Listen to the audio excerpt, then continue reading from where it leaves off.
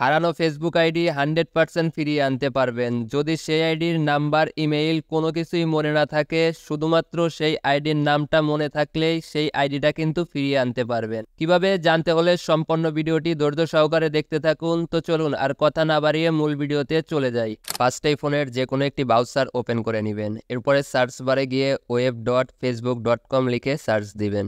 এইখান থেকে প্রথমেই ফরগেট পাসওয়ার্ড এই লেখার উপর একটি টাচ করে দিবেন। এইখানে সাধারণত ইমেইল বা নাম্বার দিতে হয়। আমাদের যেহেতু ইমেইল নাম্বার কোনো কিছুই মনে নেই, এই জন্য আমাদের আইডির যে নামটা আছে সেই নামটা এখানে দিয়ে কন্টিনিউ লেখাতে একটি টাচ করে দিব। এখানে কিন্তু সেই নামের বেশ কিছু আইডি পেয়ে যাবেন। এইখান থেকে আপনার আইডিটা খুঁজে নেবেন। যদি খুঁজে না পান কিভাবে বের করবেন সেটা একটু পরে বলছি। আইডিটা পেলে প্রথমেই সেটার উপর একটি টাচ করবেন। এইখানে আপনার আইডিটা কোন নাম্বার বা কোন ইমেইল দিয়ে খোলা আছে সেটা কিন্তু এখানে দেখতে পারবেন।